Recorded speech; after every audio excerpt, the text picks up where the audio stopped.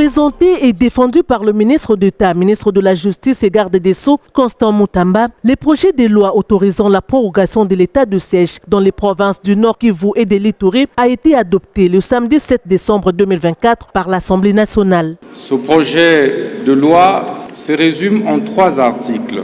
Le premier consacre l'autorisation de prorogation de l'état de siège qui prend cours à partir du 8 décembre 2024. Le deuxième article, quant à lui, consacre l'abrogation des dispositions antérieures.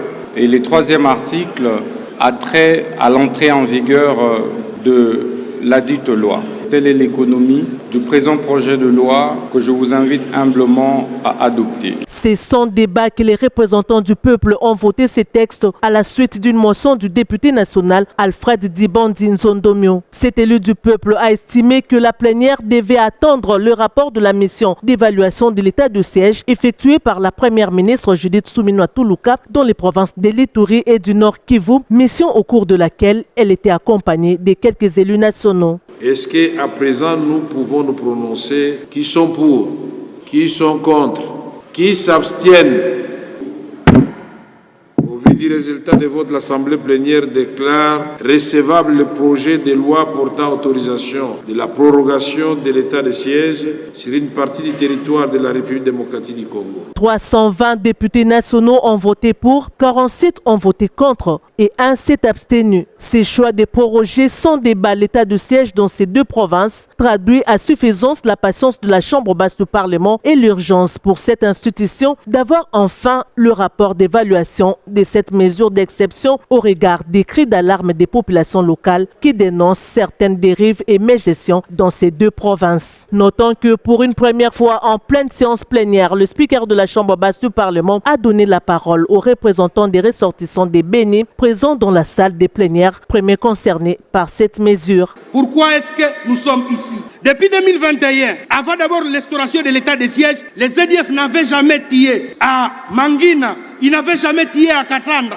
ils n'avaient jamais tiré à Kabasha, à Kalunguta, ils n'avaient jamais tiré dans le territoire de Loubert, ils n'avaient jamais tiré dans le territoire de Mambasa, avant l'état de siège. Mais aujourd'hui, ils ont non seulement élargi leur champ d'action pendant l'état de siège, alors que tous, nous savons que l'état de siège était restauré pour ramener la paix chez nous. C'est pourquoi nous vous demandons, très chers représentants et chers présidents de l'Assemblée nationale, de pouvoir songer à la question des Béni. Plusieurs motions d'information ont été également lues par les députés nationaux. Il s'agit de la situation de la sécurisation des agents de la RTNC, l'insécurité dans la province des Kwango, l'insécurité au plateau des Bateke, la situation sanitaire autour de la pollution de l'air à Kinshasa, la situation sécuritaire et les tueries dans les mines à Mwenga, la situation des embouteillages sur la RN1 tronçon Kinshasa-Matadi et la situation des catastrophes naturelles après les pluies diluviennes à Wamba, Butembo, Matadi et autres. Le président de l'Assemblée nationale, le professeur Vital Kamerhe, a promis aux parlementaires de transmettre au gouvernement les sons des cloches de la population traduits par ces différentes motions d'information lues par leurs élus légitimes.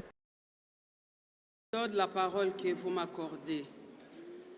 Je viens également intervenir ici par motion de formation. À ma qualité de représentante de la ville de Butembo, je viens porter à votre connaissance la situation alarmante que notre ville de Butembo traverse à ces moments, causée par les érosions et les éboulements de terrain suite à des récentes pluies diluviennes.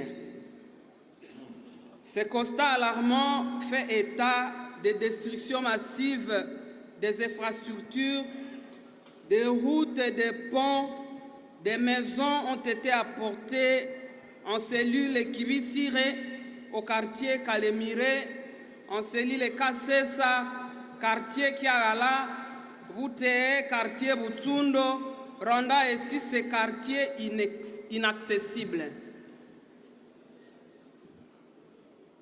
Nous constatons les déplacements de nombreuses familles. Plusieurs foyers se trouvent sans abri et manquent de nourriture, d'eau potable et de soins médicaux.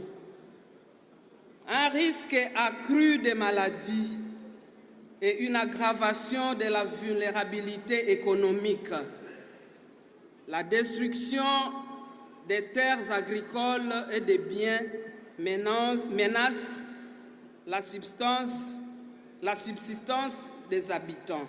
Honorable Président et chers collègues, urgemment, je propose que les recommandations soient faites au gouvernement afin de répondre à cette crise et protéger les rescapés.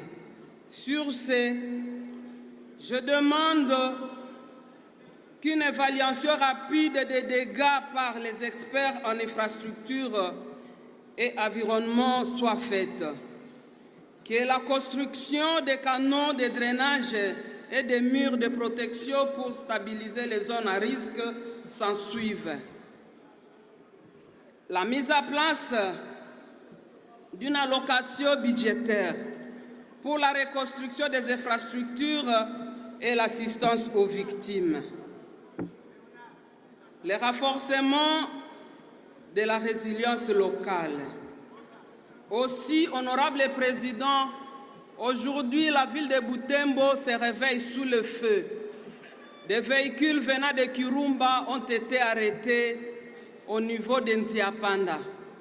Cette population qui vit déjà une psychose de guerre a besoin de la protection et elle a besoin que cette question soit vraiment examinée pour que nous puissions protéger cette population. Ici déjà, nous déplorons la mort d'une fille qui vend les unités au niveau d'Nziapanda et qui a reçu une balle perdue. Nous pensons que l'Assemblée nationale, à se pencher sur cette question, peut bien nous aider pour que rapidement cette question soit prise en charge, que ces véhicules soient libérés et que la ville soit en paix. Honorable Président, je vous remercie. Merci, honorable Kavira. Nous avons pris bonne note en ce qui concerne la première partie de votre intervention, qui est exactement similaire à celle de Mme Zouzi Percy, le pluie diluvienne, destruction de maisons, éboulements. Mais ce qui nous inquiète le plus, c'est la dernière information que vous venez de nous donner, des véhicules venant de Kirumba.